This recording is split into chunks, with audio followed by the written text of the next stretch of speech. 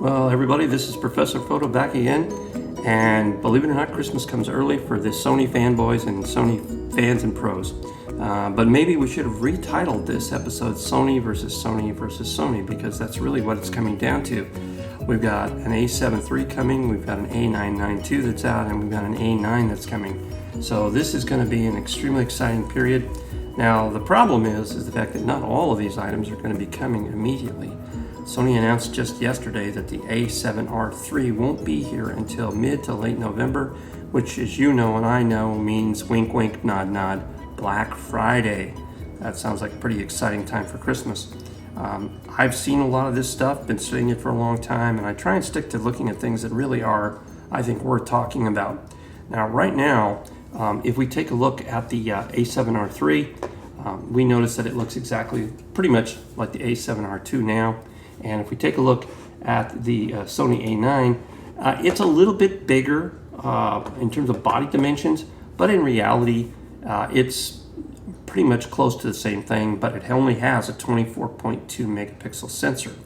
Now, the A9 and the A7R III have a little bit of a kind of a, let's say, they're like two twins that have completely different personalities, because when we look at the A9, it's got 693 focus points.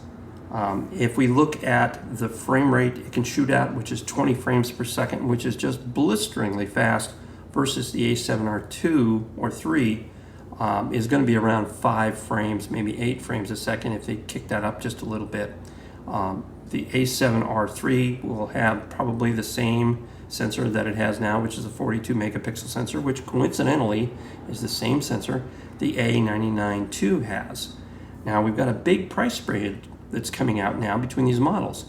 We have currently the suggested retail on A7R II is $28.98, the A99 is $31.98, and the A9 is $4,500.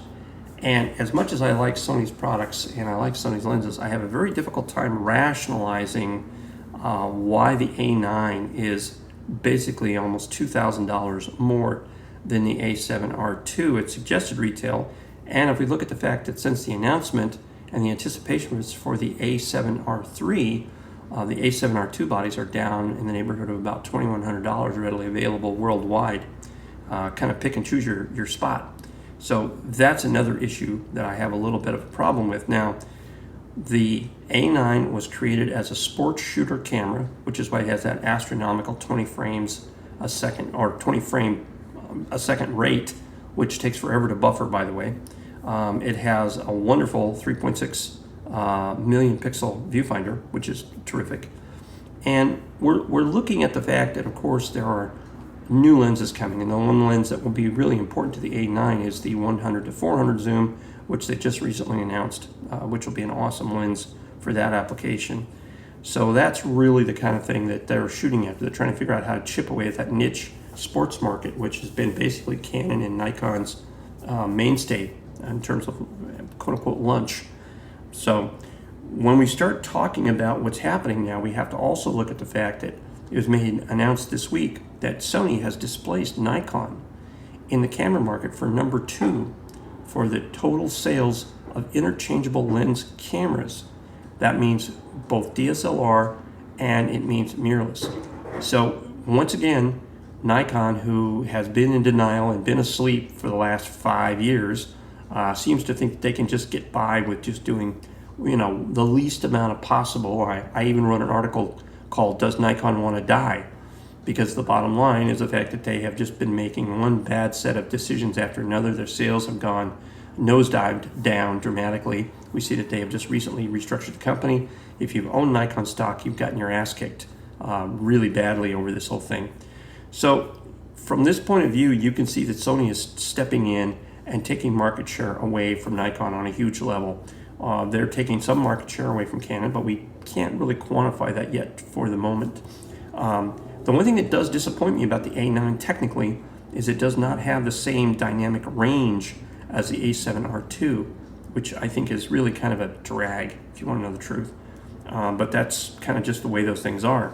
Now, when we take a look at the features that are there, we've got all these wonderful, nice new features, But the bottom line is the fact that we're really talking about bells and whistles here.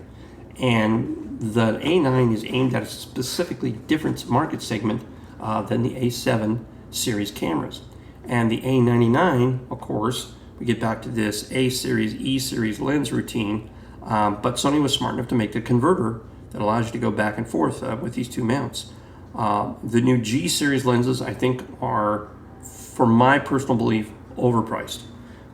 There are some people that will rationalize them, but basically, if you do step up to buy one of those, you will have the opportunity to make it fit and switch across bodies without any big issues. And the quality of these new lenses, Sony's always produced great lenses because of the fact that in the background they've always had this relationship with Zeiss, which has allowed them to constantly produce some very good quality lenses. So you've got new lenses. However, the lenses are not as fast as I would have expected. On the 24-70, I would have liked to see that as a 2.8, not as a 4. It's kind of similar across the line here. I don't believe that they made those lenses slower for cost savings. I think basically they were made slower because of the fact that those lenses, when they get that fast, get so large and they get very, very heavy. So that's something to really think about.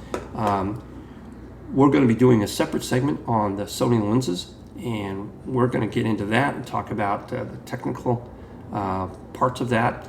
I think that one of the things that you're going to have to do with the A7, the A99, and the A9 is the fact that you're going to have to really look at what kind of a shooter are you? What do you really want? What do you really expect? Now, there are already rumors that the A9 is overheating for video, which I think is pretty much to be expected. That'll have to be solved. The A99, I think, is probably going to finally punch through and make itself the preeminent DSLR camera out there. I think it's to say that it surpasses Nikon's 810 series, I think is pretty much an understatement. I don't think that Nikon's going to be able to stay on top of the developmental curve to outperform Sony much longer.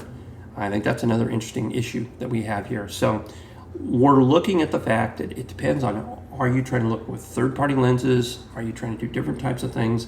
And you need to take a look at what do you shoot? What focal lengths do you shoot? You need to take a look at your budget. And then you need to look at what kind of adapters are available, because you may find yourself adapting classic lenses to the A99. You definitely will be adapting classic lenses to the A9 and the A7R3. That's going to be dynamite, especially if you own a Voigtlander lens or a older Nikon lens, older Leica lens. You're going to have adapters that will fit all those issues. Pentax lenses. These are going to be some great options for people. But right now, really the issue is the fact that we are going to have to wait until November to get a feel for what the A7R3 is like. Sony is saying that they're going to introduce more cameras and more lenses between now and the end of the year. I think that's a good thing, and I would like to see them work on some other issues related to cameras that they have out there right now that I think are really narrow and not really performing up to value based on their cost. So I think that's another topic that needs to be dealt with in another issue. Now, we will be doing a separate video related to the 3 new Nikon lenses that have gotten rolled out the door. We'll talk about some other Nikon issues. But right now, we're going to go ahead and we're going to transition and start talking about the Sony lenses. Okay, well, here we are, and we're going to start talking about the G Master 16-35 f2.8, which I think is a perfect speed for a wide-angle lens. This is a G Master lens, and so it has autofocus, manual focus, and it also has what are called 2 extreme aspherical elements, which we've included a picture of. And these extreme aspherical elements are obviously making major corrections in terms of the imaging, which will be dealt with when you get down into the ultra wide end of this thing, when you're dealing from 16 up to 21, 23, 24. These will really pay off. This lens also has 11 aperture blades, which is going to make for some very nice, very beautifully rounded bokeh. It also has 8 O-rings for its moisture resistance, It doesn't say waterproof, it says moisture resistant. Minimum focus on this is 0.92 of a foot. The lens itself is 24 ounces, so it's not light, it's not ultra heavy, it's pretty consistent with something that's that size. It uses an 82 millimeter filter, which is not really a big deal. And it's basically gonna, I think, be an all-around shooter for a lot of people, because this is one of those things where, because of that particular focal length, it covers a wide section of applications and makes it easy to use. The other things, f2.8, you're getting a whole f-stop faster than the 24-70. So this opens up the world of low light to you, maybe not as much as you want, but it opens it up quite a bit. So that's going to be a very exciting thing to have happen.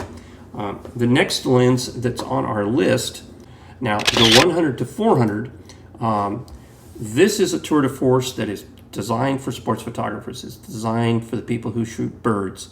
It's designed for anybody who's into high-speed motion capture, but it's not a fast lens. Once again, we're looking at a lens that basically is f.45 to f/5.6. Now at 400, f/5.6 is a very respectable speed. It's not super fast, but it's not slow. My disappointment is the fact that it's only f.45 on the front end. And personally, I think what this should be is this should have been an f2.8 to f4 configuration. But I'm sure there are some cost issues here and some weight issues that Sony looked at. But it is a G Master lens. And as you can see, we have the pictures that show all of the controls on the lens. So it gives you an idea of what it's going to be like. I mean, you're going to have to read the manual to use this the right way, but it's going to offer you some very, very exciting opportunities. And if you're using an A9 because you're trying to capture sports and you're using the 693 focus points, I mean, you're going to be able to just burn through and get some razor sharp images backed up with this. So this is going to make it very nice to just shoot wide open and not even worry about it. We also have, of course, the cutaway here. And if you take a look at the cutaway, you're going to see a lot of floating elements here. And you're going to see that the way that they're working with this is very exciting. They also have, for these lenses, they've come up with a new AF drive system for focus, which makes them work much more quickly, much more accurately. You think it's already there. It's already done it. It's already in focus. So that's a really nice thing. If we take a look at the Mtf curves, you can see that basically this lens is going to give you great quality from the get-go. And even when you get out into the far reaches of a full frame sensor, you're still going to get a very high quality image no matter how you look at this. This is going to be one of those lenses, I think it's going to have kind of a legacy of its own down the road, which is going to be very nice and make a lot of people very, very happy. Okay, what we're looking at now, which is what I think is going to be one of everyone's favorites out of these new lenses that are introduced, is a 100 millimeter macro, but it's also a lens that has a defocus function built into it. And you can take a look at the photos that we have of the controls on both sides of the image, and you can tell how it's set up so that what happens is this is going to be a very technical lens to work with. You're going to need to read the manual, and it has a lot of special features that are built into it. The other thing too is when you look at the diagrams, you're going to be able to see the amount of aspheric ED and special ED glass that's built into this.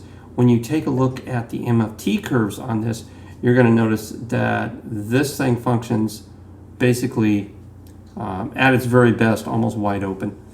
So it's going to be a wonderful lens to work with. I think it'll make a great portrait lens, by the way. And a lot of people are not really paying attention to the fact that many of the macro lenses make the best portrait lenses. I worked with the Nikon defocus 135 and the defocus 105. Both those lenses are great. The Nikon lens will allow you to shift the defocus area to in front of the subject or behind the subject. I'm waiting to see how much flexibility users are going to have with this lens. But when you take a look at what Sony is trying to do, they're really stepping up to try and deliver higher quality lenses as things go down the line. Now what this means is in the world of adapters, you're going to be able to use these lenses on many other kinds of bodies, which is a great idea. I hope that people at Sony are listening because what you want to do is you want to make it so that people desire the lenses, so that even if they don't have the right body, they can take your lens and put it on another body that has a good sensor that they like. And what happens is, by selling people the lenses, eventually you will sell them the bodies, because of the fact that they'll realize, guess what, I've got something that works, and they'll buy a new body that works as well or better than the body they have. So I think there's some very good smarts behind this. I do think that Sony needs some help with the fact that their marketing is not the best, their pricing is terrible, and they really do have a tendency to overprice their products pretty dramatically. And as somebody who's used Zeiss and Schneider and Leica and many other things, it's easy to tell what you can or can't do. So I'm going to want to test this 100 that Sony's making, and I'm going to want to test it up against the defocus lenses that Nikon makes, just to see how well they work. Anyway, this is Professor Foto. Please remember to subscribe, slap that subscribe button, like us, share us, and we're always interested in comments. We're also going to be trying to release these videos now in English as a main language, and we're going to have some language subtitles in other languages, because there's a lot of people who are trying to follow us, but of course they can't speak English. So thank you ever so much, and have a nice day.